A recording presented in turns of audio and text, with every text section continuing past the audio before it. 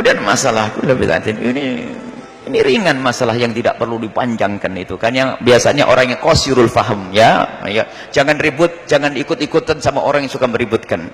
Kullu bid'atin, semua bid'ah adalah dhalalah. Jelas kenapa? Semua bid'ah adalah sesat. Coba yang dimaksud bid'ah itu apa sih? Yang dimaksud bid'ah oleh Rasul itu apa? Ada dalam bab usul fikih ada tahqiqul manat sama tankihul manat. Yang dimaksud bid'ah itu apa sih yang diinginkan Nabi? Siapa yang tahu keinginan Nabi? Apa yang dimaksud bid'ah itu? Apakah semua yang baru? Itu bid'ah menurut bahasa. Kita perlu bid'ah menurut syar'i itu apa sih? Maka para ulama selalu membuat sebuah definisi. Definisi itu bid'ah apa? Bid'ah itu bukan semua yang tidak pernah dilakukan Nabi itu adalah bid'ah syariah, bukan. Jadi ada definisi, maka ulama faham, cerdas membuat definisi bid'ah. Jadi kalau bid'ah lughawiyah itu terbagi 5. Bid'ah menurut bahasa, sesuatu yang baru, ini ada hukumnya yang wajib, ada hukumnya yang sunnah, ada hukumnya yang makruh, ada hukumnya yang haram, ada hukumnya yang mubah.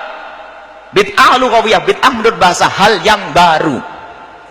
Tapi kalau bid'ah syariah, bid'ah menurut syariat, kullu dhalalah, semuanya adalah sesat. Lah bid'ah syar'i itu gimana? Ada definisinya. Maka yang berani mengatakan ini bid'ah, tahlilan bid'ah, tawasul bid'ah, tanyakan definisi bid'ah menurut ente apa. Paling bisa ngomong semua yang tidak pernah dilakukan Nabi Muhammad adalah bid'ah. Jangan enak. Ente naik mobil. Lah itu kan yang dimaksud urusan agama, bukan urusan dunia. Mana Nabi ngomong dunia? Coba Nabi ngomong urusan akhirat toh? Kan kullu bid'atin, tidak kullu bid'atin fid dunya atau fil akhirat, tidak ada. Dari mana itu bedakan antara dunia dan akhirat? Perlu definisi. Di sini ada belasan definisi. Dan definisi yang ada bukan definisi yang sering diumbar oleh orang yang pengen membid'ahkan orang lain dengan kalimat yang sederhana. Semua yang tidak pernah dilakukan Nabi adalah bid'ah. Nggak pernah. Itu bukan definisi. Itu reka-reka. Makanya di dalam menjelaskan sesuatu perlu kembali kepada takrif. Apa kata ulama tentang bid'ah yang dimaksud oleh Rasulullah? Saya tidak ngerti. Tapi saya tanya ke ulama. Ulama apa kata mereka?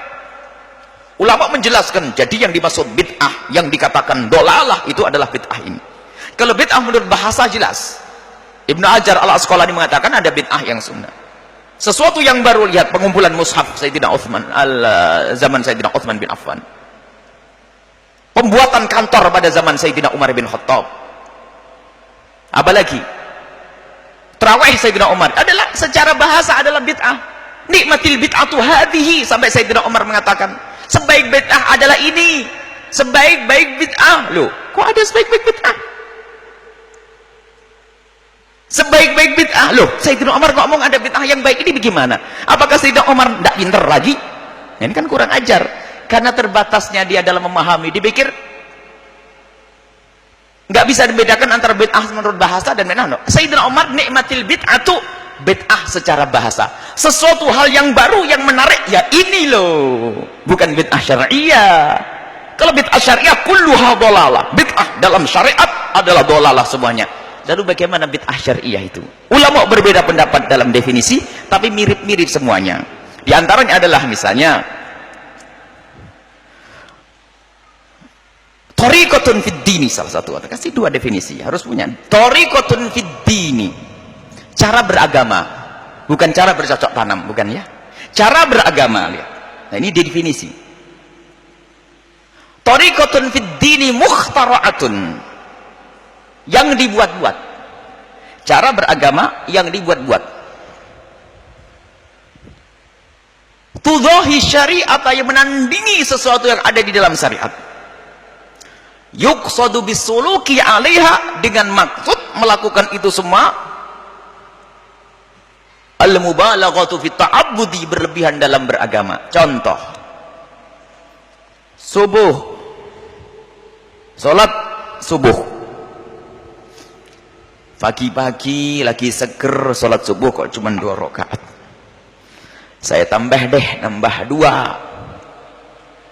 Nah, membuat sesuatu dalam agama yang menyerupai dalam agama, bentuknya salat.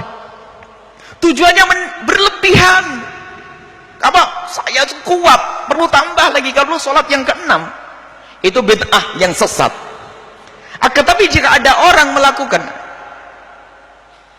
thariq mukhtara'atun, mengada-ada itu adalah apa? Tidak bisa dikembalikan kepada Al-Quran dan hadis. Tapi kalau bisa dikembalikan kepada Al-Quran dan hadis Nabi, bukan bid'ah lagi, karena bukan mukhtara'atun. Mukhtara'atun itu adalah mengada-ada, dari tidak ada diadakan. Tapi kalau bisa dikembalikan, kalau dikembalikan kepada Nabi bisa. Contoh zikir bareng dan tidak bareng, oh ini bid'ah. Oh, itu ada zikir bid'ah. Masih bisa guna? No, Nabi nyuruh berzikir kok. Dan Nabi tidak membatasi antara bareng-bareng dan sendirian. Kenapa kok zikir jamaah jadi haram sekarang? Tidak pernah dilakukan Nabi. Nabi menyuruh berzikir. Nabi nyuruh membaca sholawat. Apakah ada batasan Nabi mengatakan bersolawatlah kau sendiri-sendiri? Ada gitu? Tidak ada. Ulama-ulama kita punya zikir keras bid'ah. Dulu mengeraskan zikir adalah bid'ah dan terang-terangan membuat tulisan.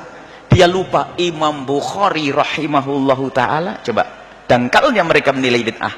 Imam Bukhari rahimahullahu ta'ala meriwayatkan dalam Sahih Bukhari bahwasanya inna raf'as sauti, sesungguhnya mengangkat suara bidzikri dalam berzikir, idzan sarafu minal maktubati, kalau mereka selesai melakukan salat, kana fi ahdin Nabi sallallahu alaihi wasallam, ada pada zaman Nabi sallallahu alaihi wasallam. Imam Bukhari mau dikatakan bid'ah? Nah ini terus gimana? Seenaknya, karena tidak ada Nabi pernah ngajari semacam ini. Ente hidup pada zaman Nabi. Jadi begitu mudahnya mereka mengatakan bid'ah. Itu ternyata pemecah belah umat. Subhanallah. Umat Islam dari masa ke masa dengan mudahnya, dengan sederhananya ibadah yasinan kok jadi bid'ah, waqi'an bid'ah, qul huwallahu bid'ah, akhirnya sinetronan saja. Jadi gitu nanti. Waqi'an jadi bid'ah, yasinan bid'ah. Bagaimana baca Yasin? Baca Al-Baqarah kalau kurang panjang, Baqarahan. Tidak ada mengkhususkan ayat, ada Nabi mengkhususkan dalam Fadailul Quran. Bab Fadail Quran, Imam Bukhari meriwayatkan diperkenankan mengkhususkan Quran. Salah satu istri Nabi mengkhususkan ayat, dibaca berulang-ulang sampai berkali-kali, sehingga diceritakan ada salah satu sahabat Nabi yang mau datang ke rumah istri Nabi, mendengar istri Nabi membaca, pergi ke pasar, balik lagi, itu ayat yang dibaca, diulang-ulang. Loh, berarti istri Nabi ahli bid'ah dong. Sudahlah, mohon maaf kalau sudah ketemu orang ahli bid'ah itu jadi kadang-kadang bingung saya itu apa. Memang ada yang jadi bid'ah. Dan memang ada permasalahan berat juga dari kita, wahai ahli iman. Kita sering membawa hadis-hadis yang enggak jelas juga. Tidak hati-hati kita dalam menukil hadis. Sehingga dari sinilah akan dihantam oleh mereka. Maka ayo kita, memang kita bukan bagian yang mengetahui hadis ini dhaif, maudhu'. Semuanya kita serahkan pada pakar hadis. Cuman kadang kita tuh terlalu kebablasan, tidak seleksi. Jadi mereka kadang-kadang ada sebagian mereka itu menghantam dari hadis-hadis yang lemah. Akan tapi mereka sudah, kita tahu mereka tuh pengen dia mencari kesalahan orang lain. Kita tidak tunjuk mereka itu siapa. Ya. Kalau yang merasa tidak, kita tidak menunjuk siapapun. Coba Imam Ghazali gitu lihat, orang hebat dahsyat. Kalau menyusun kitab seperti Ihya Ulumuddin, beliau mendatangkan hadis lemah. Memang kita akui beliau mendatangkan hadis lemah. Cuman kapan didatangkan oleh Imam Ghazali hadis lemah itu? Hadis lemah itu istisyad untuk menambah. Biasa Imam Ghazali datangkan Al-Quran, hadis sahih, dengan permasalahannya masalah riya, hadis sahih, baru ditambah hadis lemah. Jadi bukan yang dijadikan hujah hadis lemahnya ini, bukan. Hujahnya ayat Al-Quran dan hadis yang kuat. Cuman orang yang punya niat busuk merendahkan Ghazali, dan hadis lemah itu pun ternyata tidak disepakati. Malah mentasih hadis itu berat. Enggak. Ada seorang alim besar namanya Ibnu Jauzi, dia punya kitab namanya Maudhu'at, dan dikritiki oleh ulama yang lain, mengumpulkan hadis-hadis palsu. Ternyata apa? Enggak bisa orang seperti itu. Setelah beliau mengumpulkan hadis-hadis palsu, ternyata hadis yang dikatakan palsu ada di kitab Sahih Muslim. Jadi orang mengatakan hadis ini maudhu', ijtihadnya seorang ahli hadis. Orang mengatakan hadis ini sahih, ijtihadnya seorang ahli hadis. Dan kita sebagai seorang muqallid kalau menemukan hadis sahih menurut hadis, ayo kita ambil dan tidak ada masalah. Ada masalah tarjih, ini babnya lain. Kalau anda ahlinya di dalam urusan tarjih, kalau bukan serahkan kepada ulama. Jangan sampai kita ribut sini, nggak sholat nanti, nggak ibadah. Orang sudah pada dzikir ribuan kali, kita masih ribut bid'ah atau bukan bid'ah, bid'ah atau bukan bid'ah. Orang sudah sampai kepada Allah, kita masih di meja diskusi belum beres-beres. Ya, ayo kita sederhana, masalah bid'ah adalah masalah entengnya. Kalau mau dijelaskan satu persatu boleh lah, ya, satu persatu. Bahkan kita ingin kepada saudara-saudaraku yang aku cintai, yang biasa membid'ahkan khususnya amalan-amalan kami ini, amalan kami, amalan Al-Bahjah Group. Ini kalau ada yang bid'ah, datang ke rumah, didiskusikan yang baik, nanti dikasih makan yang enak, nggak ada racunnya. Kalau seandainya kedatangan anda harus pakai uang, saya kasih duit. Jangan menyebar di kampung-kampung melakukan bid'ah. Kita pengen diskusi yang baik. Ini loh perlunya umat ini, supaya tidak menyebar fitnah sana sini, bid'ah. Pernah kita terjadi dialog dengan salah satu orang tentang menghadiahkan pahala, katanya bid'ah. Dialog dengan satu orang, semoga Allah mengampuni kami dan mengampuninya. Pada akhir dialog sudah mengakui bahwasanya apa? Itu masalah khilafiyah. Jadi kan nggak perlu membid'ahkan kan. Ternyata di luar pun masih mengatakan itu bid'ah. Sudahlah, itu kaidah Jamal wa Intor. Isah Jamal wa Intor itu adalah onta biarpun terbang. Jadi orang itu kalau keras kepala, dinasihati nggak bisa, diajak kepada kebenaran tetap susah. Ini kayak berdebat dua orang. Ada onta atau burung onta jauh di atas bukit begitu. Onta atau burung onta? Kata si A, onta. Kata si B, burung onta. Kata si A, onta. Onta ini keras kepala. Kata si B, itu burung onta. Kata si A, onta. Ayo kita deketi. Dideketi gak gede-gede, berarti kan burung onta. Kata si A, tetap burung onta, tetap onta. Kata si B, kecil itu enggak, yuk kita gusah dulu.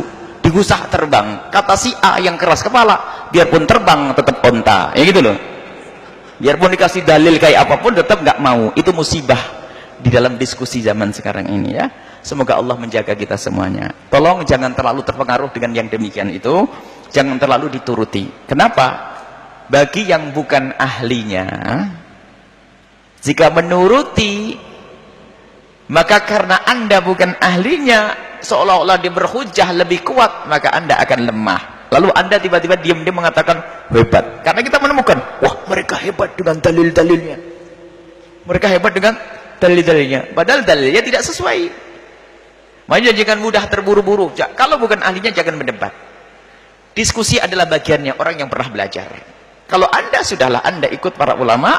Kalau mau bertanya, tanyakan satu persatu. Barangkali yang bertanya punya masalah detail satu. Dalilnya yang katakan bid'ah mana? Nanti kami tunjukkan dalilnya para ulama, bukan dalil saya. Bisa datang satu-satu, tawassul, tahlil, ini apa, ada semuanya itu, dan tidak dibuat-buat dalilnya, dalil benar, ada semuanya.